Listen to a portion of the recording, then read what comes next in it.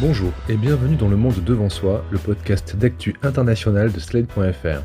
Je suis Christophe Caron et je suis accompagné de Jean-Marie Colombani, directeur de la publication de Slate, et d'Alain Frachon, éditorialiste au Monde et spécialiste des questions internationales. Bonjour messieurs. Bonjour Christophe. Bonjour Christophe.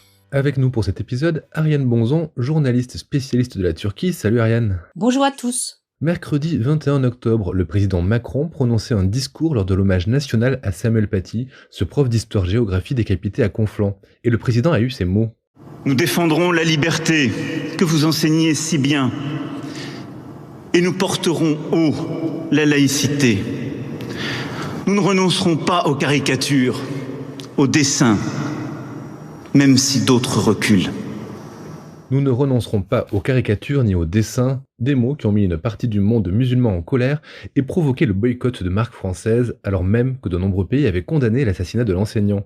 Parmi les voix les plus fortes, celle du président de la Turquie.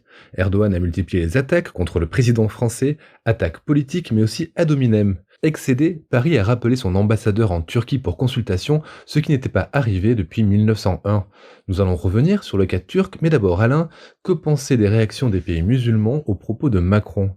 Est-ce qu'on est dans un jeu diplomatique habituel, ou est-ce que ces réactions traduisent un malaise profond ? D'abord, je crois qu'il faut les nuancer. Il faut mettre vraiment sur la table ce que nous savons. Et ce que nous savons, c'est qu'il n'y a eu pratiquement aucune manifestation dans le monde arabe, un peu à Tripoli, une tentative d'attentat ou d'attaque au couteau contre un garde du consulat de France à Djeddah, en Arabie Saoudite. Mais si vous voulez, c'est comme à chaque fois. On nous dit que la rue arabe est en ébullition, etc. Eh bien, la rue arabe, d'abord, je n'y crois pas beaucoup. Et ensuite, ce qui me frappe dans ces réactions du monde musulman, c'est que les plus virulentes sont dans le monde musulman non arabe. Et je dirais même au-delà, c'est plutôt l'Asie musulmane qui se révolte. Celui là où les manifestations ont été les plus virulentes, c'est au Pakistan. Le Premier ministre qui s'en est pris directement à Emmanuel Macron, c'est Imran Khan, le Premier ministre pakistanais. Là où il y a eu le plus de manifestations, c'est au Bangladesh. Là où les insultes ont été les plus virulentes de la part d'un ancien dirigeant, c'est en Malaisie avec Mahathir Mohamad. Et enfin, la Turquie, nous en parlerons plus tard, naturellement, Erdogan n'a pas été le dernier. Alors à chaque fois, vous trouvez, bien entendu, pourquoi Imran Khan, je veux dire, après tout, il n'y a pas si longtemps, un mois, je crois, fin septembre ou début octobre, un ressortissant pakistanais a attaqué au hachoir, n'est-ce pas, au hachoir de boucherie, des locaux qu'il pensait être ceux de Charlie Hebdo, en blessant grièvement 2 personnes. Donc on aurait pu penser que, compte tenu de ce précédent, Imran Khan aurait observé une certaine discrétion. Je relève aussi qu'il n'y a eu aucune manifestation au Pakistan devant l'ambassade de Chine depuis que les Ouïghours sont martyrisés parce que musulmans en Chine. Évidemment, vous me direz, le plus gros investisseur dans les infrastructures du Pakistan en ce moment, c'est la Chine. Alors, Imran Khan, qui était un grand champion de cricket, qui a été le premier mari d'une des filles du grand financier britannique Jimmy Goldsmith, Imran Khan, si vous voulez, on a le sentiment qu'en ce moment, il aurait peut-être pu observer ce qu'il observait sur les terrains de cricket, c'est-à-dire un minimum de fair play. Ensuite, vous avez le Bangladesh. Le Bangladesh aussi, je ne connais pas bien la situation intérieure du Bangladesh, mais le Bangladesh aussi, si vous voulez, c'est toujours la possibilité pour des populations qui vivent dans des régimes soi-disant parlementaires, mais plutôt dictatoriaux, c'est toujours la soupape de sécurité d'attaquer les Occidentaux plutôt que d'attaquer les Chinois. Là aussi, vous êtes dans un pays où la Chine joue un rôle économique très important. Alors, ça peut changer, naturellement. Quant au boycottage dans le monde arabe, notamment dans le Golfe, j'ai oublié d'en parler, il semble relativement peu observé. Pour être tout à fait complet sur le monde arabe, il faut ajouter que hier, Le grand moufti de la mosquée Al-Azhar, de l'institut Al-Azhar, si vous savez que dans l'islam sunnite, un des problèmes pour la réforme de l'islam sunnite, c'est qu'il n'y a pas d'autorité supérieure. Il n'y a pas l'équivalent d'un Vatican, ou il n'y a pas l'équivalent de toute la hiérarchie cléricale qu'il y a dans l'islam chiite. Mais il y a quand même la grande mosquée d'Al-Azhar, son institut et le grand moufti. Le grand moufti du Caire a condamné hier, dans une série de tweets, l'attaque terroriste de Nice. Voilà. Donc plutôt des manifestations anti-françaises virulentes dans l'islam d'Asie, plutôt que, semble-t-il, jusqu'à présent, que dans le monde arabe. Je crois qu'il y avait à peu près 13 pays musulmans qui avaient réagi dans des degrés divers. En plus de ce qu'a énoncé Alain, il faut noter qu'il y a des réactions qui peuvent nous inquiéter, par exemple en Algérie et au Maroc. Mais au Maroc parce que le souverain est commandeur des croyants, et en même temps en Algérie c'est une instance islamiste qui a réagi et non le gouvernement. Et donc les seules manifestations qu'on a pu observer c'est en Libye principalement. Et la grande question qui nous est posée, mais je pense qu'on va en parler, c'est évidemment la question de la Turquie. Et je note que dans cette affaire du dramatique assassinat de Nice, la Turquie a aussitôt réagi pour condamner, ce qui est à marquer, parce que la condamnation turque de ces événements a été sans ambiguïté pour une fois. Alors effectivement, la Turquie a condamné l'attaque de Nice ce jeudi 29 octobre, mais comme je disais en introduction, Erdogan est particulièrement actif et provocateur depuis quelques jours, voire quelques semaines. Il semble vouloir s'imposer comme un leader du monde musulman, et il avait déjà cette démarche de mêler islam et politique sur le plan intérieur. On le sait, ça, puisqu'on vous lit Ariane régulièrement sur Slate.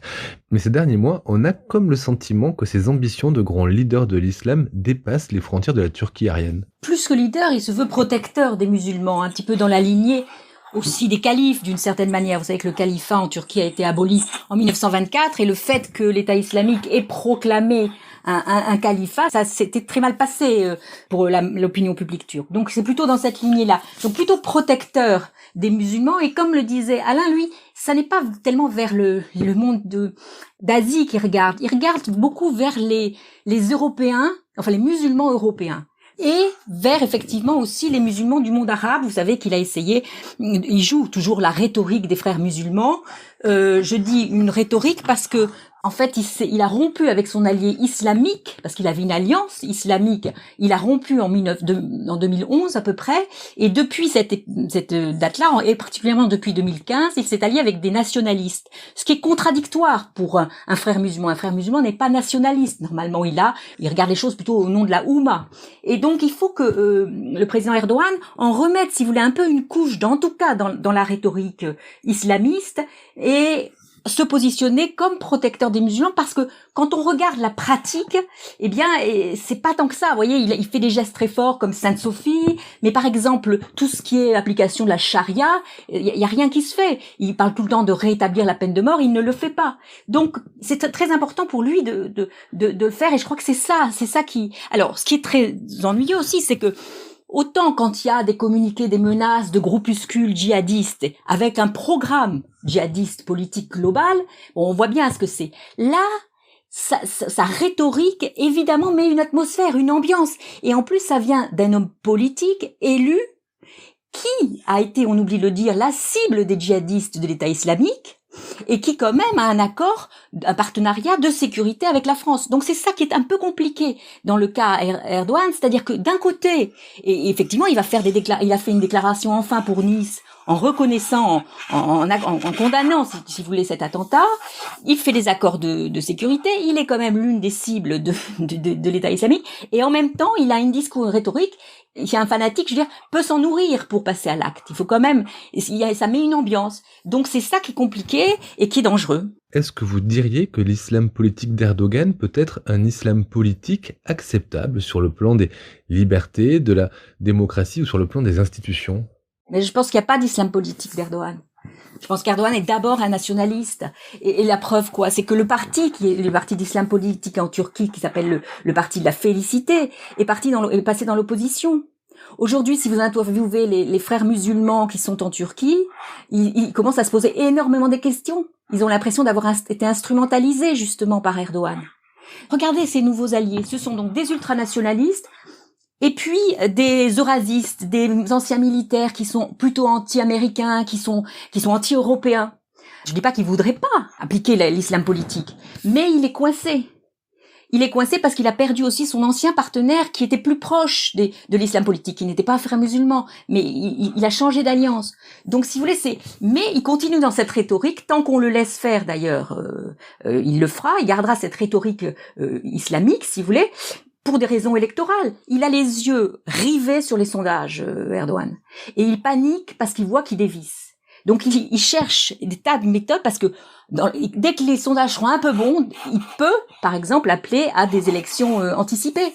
Donc c'est ça, sa panique, c'est ça, c'est de dévisser, de ne pas pouvoir remonter. Donc il fait feu de tout bois, comme on le voit depuis quelques mois. On est donc dans une démarche opportuniste qui peut avoir un effet sur certains fanatiques, si je comprends bien. Enfin, à première vue, c'est un croyant convaincu. Quand on l'a vu à Sainte-Sophie, c'est lui qui a commencé la prière. Il est connu pour bien réciter la prière. Il a fait des études dans un lycée d'Imam Hatib. Et ça ne veut pas dire, si vous voulez, qu'il n'adhère pas à des idées d'islam politique. Mais pour l'instant, c'est un peu compliqué pour lui de les appliquer. Mais ce qui rend compliqué à comprendre, si vous voulez, le fait turc, c'est que le nationalisme turc est turc et musulman. C'est-à-dire que, malgré ce qu'on croit, Mustafa Kemal a gardé cette dimension musulmane en fondant la République. Et c'est ça qui est moi j'ai souvent parlé avec des musulmans français franco-maghrébins, et quand je leur dis mais vous savez Erdogan c'est le nationalisme, c'est pas la Oumma, et ils n'arrivent pas à le comprendre. Et c'est ça qui est la spécificité turque, c'est qu'à la fois c'est un nationalisme avec quand même effectivement au cœur de ce nationalisme la religion musulmane, l'identité turque et musulmane. Vous parlez, Ariane, de ce nationalisme turc. On a vu en France ces derniers jours des manifestations près de Lyon, à Dijon. C'était des démonstrations de force de Turcs qui ciblaient particulièrement les Arméniens dans les slogans. Alors que sait-on de ces gens qui y participent? Est-ce que ce sont des rassemblements spontanés ou est-ce qu'il faut y voir la main d'Ankara? Non, mais en revanche, on peut y voir un conflit importé. Et on ne verra pas d'ailleurs ce conflit-là en Turquie parce qu'il n'y a plus d'Arméniens. Il y a 60 000 Arméniens, mais c'est des Arméniens qui sont très low profile et puisque, je veux dire, ils sont un peu otages, si vous voulez, les Arméniens qui restent en Turquie. En revanche, ici, vous avez deux fortes communautés, une communauté turque et une communauté arménienne, dont un certain nombre de groupuscules, c'est pas tous les Arméniens, c'est pas tous les Turcs de France, mais dont un certain nombre de groupuscules sont très nationalistes et veulent en découdre. Alors, ce qui réveille beaucoup les choses, c'est ce qui se passe au Haut-Karabakh, évidemment, puisque pour les Arméniens d'ici de la diaspora qui sont toujours dans le traumatisme quand même du génocide arménien, ils ont l'impression qu'il va se passer un peu la même chose là-bas, autour de cette enclave dont on a parlé d'ailleurs ici dans un podcast récent, autour de cette enclave arménienne que l'Azerbaïdjan veut récupérer puisqu'en fait elle appartenait à ces territoires durant la période soviétique. Donc ça c'est là où on voit un conflit importé parce que la Turquie elle-même soutient l'Azerbaïdjan contre l'Arménie qui soutient elle, si vous voulez, le Haut-Karabakh grosso modo. Donc ça agite les braises entre ces deux communautés qui se regardent en chien de faïence depuis longtemps. Et là où la main d'Ankara n'existe, elle a eu lieu, mais pas pour attiser les choses. Et ils n'ont pas besoin d'ailleurs d'être attisés par Ankara ils sont tellement, si vous voulez, sur des positions extrêmes et hypersensibles des deux côtés, parce qu'il y a aussi une question d'identité turque, là encore, de nationalisme turc du côté turc de ces ultranationalistes lougris, parce que ce sont eux qui sont à la manœuvre. Et il y a un mouvement très nationaliste arménien aussi, qui est, rappelez-vous, il y a eu quand même des attentats des Arméniens dans les années 80 en France, etc., pour justement faire valoir leur cause et faire valoir la reconnaissance du génocide arménien. Donc tout ça, si vous voulez, il y a un terreau qui existe en France et qui est animé. Ce qui est intéressant, c'est qu'il y a eu une réunion hier à Vienne, où avait lieu ces RIX, et là, en revanche, l'État turc a été représenté pour calmer le jeu, représenté par l'antenne, si vous voulez, du département des affaires religieuses, qui s'occupe effectivement des mosquées turques, des imams turcs en France, ou en Europe ailleurs. Et donc là, le représentant de ce qu'on appelle ça la DİTİB était là pour négocier, pour apaiser, et il y a eu une négociation sous présence du maire de Vienne, et ils ont fait un communiqué qui calme un peu les choses. Pour appuyer ce que disait Ariane, on peut noter que dans les mesures qu'a évoquées le président Macron, je crois, dans son discours des Mureaux, son discours pour la lutte contre les séparatismes, et notamment le séparatisme islamiste, une des mesures qui a le plus déplu à Ankara, c'est que la France dit qu'elle va lancer un programme pour former elle-même ses imams et elle-même donner l'autorisation nécessaire à quelqu'un pour être imam. Or, il y a 300 imams turcs en France, j'ai appris à cette occasion, et qui sont à l'évidence un relais du pouvoir d'Erdogan, un relais du pouvoir turc. Alors ça peut être un relais pacifique, ça peut être, mais c'est un instrument d'influence sur la communauté musulmane française, et j'imagine que là où la communauté turque est la plus importante, c'est-à-dire en Allemagne, j'imagine qu'il y a ce même type de relais. Absolument. Et sachez que nous ne sommes pas les seuls à avoir eu un problème avec les imams turcs. En Autriche, ils en ont envoyé quelques-uns il y a, je crois, 2 ans à peu près. Parce que, bon, il y a eu des renseignements comme quoi il y avait au sein des mosquées turques des représentations ultranationalistes, justement, avec des enfants, des choses, les enfants étaient enveloppés dans des drapeaux turcs, on leur faisait revivre des scènes où l'Europe était l'ennemi farouche des Turcs et les Turcs gagnaient sur les Européens. Et il y a eu comme ça une série d'imams qui ont été renvoyés, d'autres qui ont été renvoyés aussi, je crois, en Allemagne, parce que il a été prouvé que ils avaient un double, je puis dire, agenda, puisqu'ils renvoyaient des fiches de renseignements sur certains de leurs paroissiens, et en particulier sur ceux qui appartenaient à cette mouvance concurrente, en fait, cette mouvance guleniste, qui avait été alliée avec le président Erdogan, et que le président Erdogan purge maintenant de toutes les institutions. Je vous propose maintenant à tous les trois d'écouter François Hollande. Il était l'invité de France Info, c'était le 28 octobre dernier, et il se pose une question à propos de la Turquie.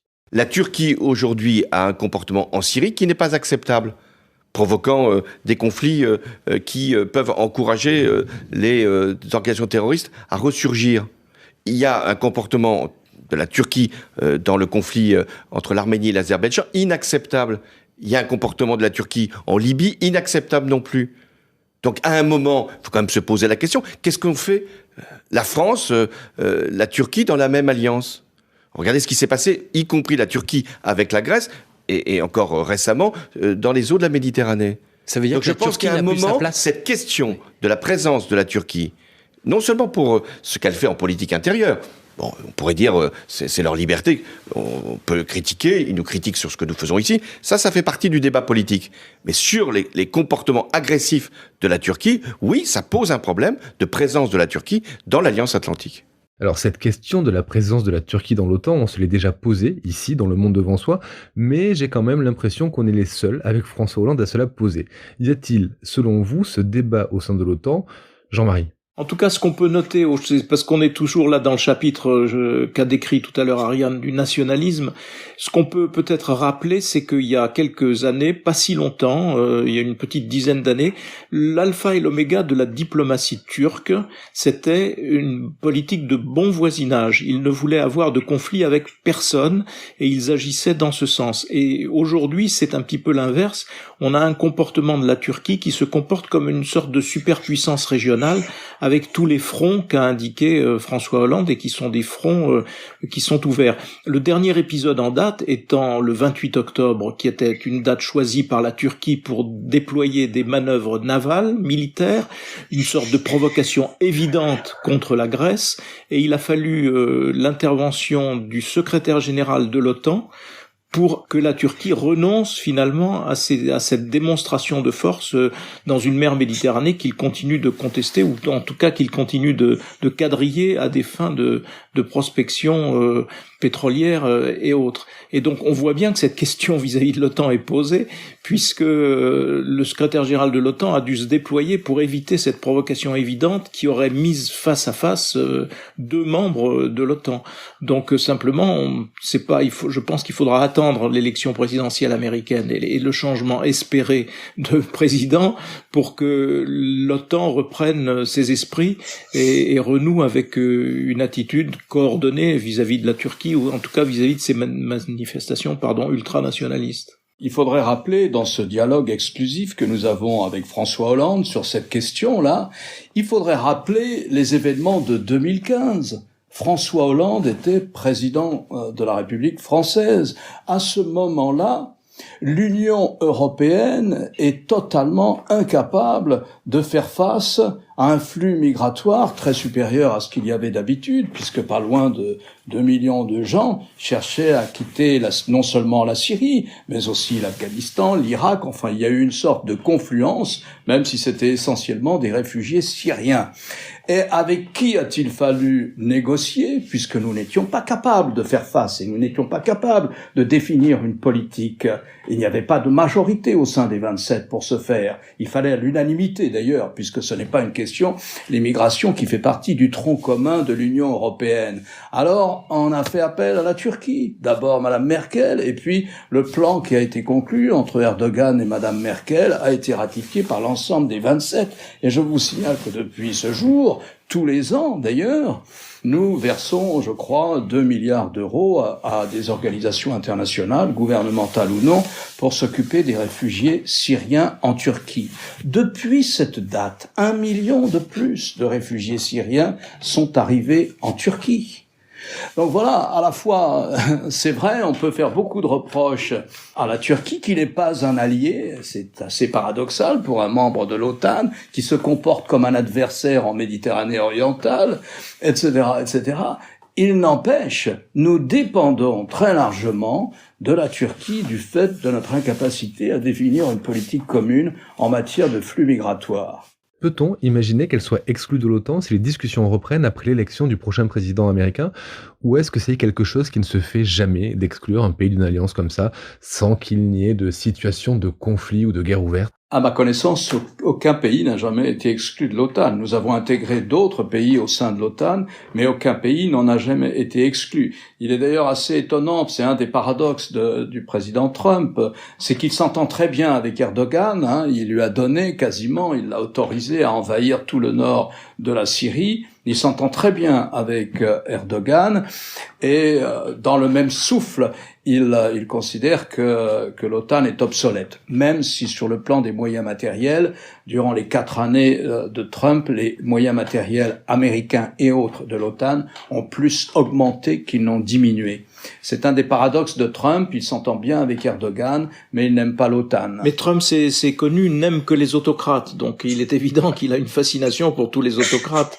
Simplement, ce que vous disiez, Alain, est d'autant plus vrai que les États-Unis ont récemment renforcé le potentiel militaire de la Grèce pour faire face à la Turquie. Ouais. Il y a aussi un autre acteur dont il faut tenir compte dans ce contexte, c'est la Russie, parce qu'on considérait que la Russie poussait un petit peu au crime Erdogan, notamment puisque la Russie a vendu des armes assez sophistiquées antimissiles à la Turquie, contrevenant là à la règle absolue au sein de l'OTAN où on ne doit pas aller chercher des armes du côté de ceux qui pourraient être des ennemis de l'OTAN. Mais le discours russe a commencé de s'infléchir, notamment lors d'une visite du ministre des Affaires étrangères russe en Grèce, parce que probablement on commence à considérer qu'Erdogan va trop loin. Et donc c'est probablement un ensemble de pressions et de changements de rapport de force qui pourra peut-être infléchir ou adoucir la position d'Erdogan, alors que, comme nous l'a expliqué Ariane, il en a quand même furieusement besoin sur le plan de sa politique intérieure. Alain, vous rappeliez tout à l'heure l'alliance faite entre l'Europe et la Turquie pour la gestion des flux migratoires. Je voudrais vous faire écouter les propos du politologue Jean-François Bayard, c'était dans la matinale de France Culture le 28 octobre. Mais la question essentielle, c'est que aujourd'hui, l'Europe doit reconnaître qu'elle a perdu la Turquie, comme on dit dans le langage diplomatique ou géostratégique, et que sa propre responsabilité, la responsabilité de l'Europe est énorme. Le tournant a été pris quelque part entre 2004 avec les déclarations de Valéry Giscard d'Estaing et de Nicolas Sarkozy en France, excluant toute possibilité d'adhésion de la Turquie à l'Union européenne, nonobstant tous les engagements diplomatiques qui avait été pris par la France et par l'ensemble des pays européens, notamment lors d'un sommet à Helsinki à la fin des années 1990, et 2007, l'élection de Nicolas Sarkozy qui, évidemment, s'était prononcé contre toute perspective d'adhésion. Alors Ariane, est-ce que l'Europe a fait une erreur en rompant les négociations avec la Turquie? La candidature de la Turquie a été reconnue en 99. En 2004, rappelez-vous, c'est 3 ans après les attaques de New York. Donc il fallait donner un signe fort à un pays musulman. Les États-Unis étaient très intéressés que l'Europe donne un signe fort à ce pays musulman, membre de l'OTAN, et qui pourrait peut-être représenter une sorte de pays musulman démocrate. Enfin, vous voyez. Donc en 2004, l'Union européenne annonce à la Turquie qu'on peut commencer les négociations d'adhésion, qui commencent en octobre 2005. Alors progressivement, il va y avoir un certain nombre de chapitres qui sont ouverts mais jamais fermés. C'est-à-dire qu'effectivement, il y a un blocage qui s'est fait, pas du tout du seul fait des Européens. Je veux dire, le président Erdogan, il faut voir qui était Erdogan quand il est arrivé. Il parle aucune langue étrangère. Il connaissait pas tellement l'Union européenne. En fait, c'est un pays très souverainiste, et quand tout peu à peu ils se sont rendus compte qu'ils allaient perdre de la souveraineté, ça a été difficile à faire passer. Une grande partie de l'établissement laïque kémaliste n'était pas pro-européen. Et la force du président Erdogan, ça a été, enfin à l'époque il n'était pas président, il était Premier ministre, ça a été les premières années de son mandat d'avoir un langage pro-européen, d'y croire peut-être, mais surtout ce qu'il croyait, c'était au soutien de l'Union européenne pour se débarrasser de la toute-puissance militaire qui agissait comme un parti politique. Quand il est arrivé à faire ça, c'est-à-dire autour des années 2008-2009, eh bien, il a été beaucoup moins intéressé par la perspective européenne. Alors, on a été humiliant, ça c'est vrai, mais il faut pas non plus se battre la seule coupe. Par exemple, je vais vous donner un exemple. Le responsable de l'Union européenne à Ankara, un jour dit à Erdogan, mais écoutez, il y a quand même des chapitres qu'on pourrait négocier. Ce qu'on appelle les chapitres, c'est si vous voulez, des sujets où la législation turque peut s'adapter à la législation européenne. Donc, il y a tout un ensemble de processus, de subventions qui se mettent en place. Par exemple, dit donc le représentant européen, nous pourrions parler des marchés publics. Et c'était en 2010. Et le président Erdogan se retourne vers lui et lui dit, mais qu'est-ce que vous voulez que je négocie sur les marchés publics avec l'Europe? Moi, je veux les garder pour moi parce que sinon, je peux pas rétribuer mon réseau de clientèle, si vous voulez, mon réseau de clientélisme. Donc, il y avait des tas de choses comme ça où le président Erdogan n'avait aucune envie de bouger. Ceux qui avaient envie de l'adhésion de l'Union européenne, c'était les minorités kurdes, les minorités arméniennes, les minorités grecques, parce qu'elles savaient qu'elles seraient beaucoup plus protégées dans l'Union européenne. Mais voilà, moi je crois qu'il faut pas trop se battre la coupe sur l'adhésion. Et puis, ça pose la question aussi de l'Europe qu'on voulait. Si on veut une Europe intégrée, très politique, la Turquie n'a pas tellement sa place. Quand le Premier ministre Michel Rocard a fait un livre qui s'appelait « Oui à la Turquie » en faveur de l'intégration de la Turquie dans l'Union européenne, qu'est-ce qu'il disait? Il disait, avec les Britanniques, avec les petits pays qui veulent la paix et qui veulent surtout pas une Europe puissance, notre projet politique à la Jean Monnet, il est fichu. Nous, ce que nous pouvons faire, c'est une grande Europe qui fasse poids contre les États-Unis, contre la Chine, une grande Europe, un grand ensemble économique avec un certain nombre de règles des droits de l'homme et de règles économiques, basta, pas plus. Et là, disait-il, la Turquie a sa place. Vous voyez?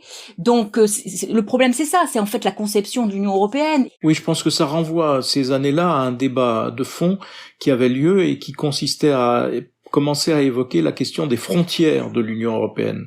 Et les frontières de l'Europe, la position de responsables comme Valéry Giscard d'Estaing était très claire, l'Europe s'arrête à la Grèce. Au-delà de la Grèce, c'est l'Asie.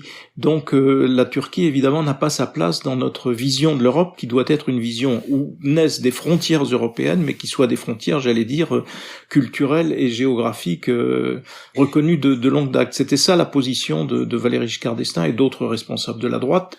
S'ajoutait au plus le fait que il y avait derrière cela aussi une vision, j'allais dire, d'homogénéité culturelle qui faisait que on avait peine à imaginer qu'on puisse intégrer un pays musulman. Alain, la Turquie a encore des alliés en Europe? Écoutez, ce que je constate, c'est que, et on comprend pourquoi, c'est que l'Allemagne, sans se désolidariser du tout des Français ou des autres Européens, l'Allemagne ménage la Turquie, d'abord parce qu'elle a énormément de travailleurs turcs sur son territoire, et parce que aussi, elle sait bien que sur la question des flux migratoires, et pourtant, Madame Merkel a été exemplaire dans cette histoire, mais elle sait bien que sur la question des flux migratoires, nous dépendons de la Turquie. Nous dépendons de la Turquie. Et donc, il faut savoir intégrer cette dimension dans un éventuel dialogue politique avec la Turquie. Ce qui se dessine, c'est un truc un peu de serpent de mer qui est revenu souvent, c'est une sorte d'Europe à plusieurs cercles, et il y aurait un cercle ultime, un cercle très extérieur, si je puis dire, où la Grande-Bretagne et la Turquie pourraient être côte à côte. Si vous voulez, pas de zone euro, une intégration très très très limitée. Et quand on voit depuis quelques mois la façon dont la Grande-Bretagne développe ses relations bilatérales, parfois même au détriment de l'Europe, il faut le dire, la façon dont elle développe ses relations bilatérales avec la Turquie, il y a quelque chose effectivement qui peut se jouer, disons, aux yeux des plus optimistes. Merci Ariane pour ces analyses, merci Jean-Marie, merci Alain. On se retrouve la semaine prochaine pour un nouvel épisode du Monde devant soi. Merci Christophe. À la semaine prochaine, Christophe. Vous venez d'écouter Le Monde devant soi, un podcast Slate.fr à retrouver tous les samedis matins sur Slate.fr ou sur votre application de podcast préférée. Si vous avez aimé, n'hésitez pas à vous y abonner et à nous mettre 5 étoiles.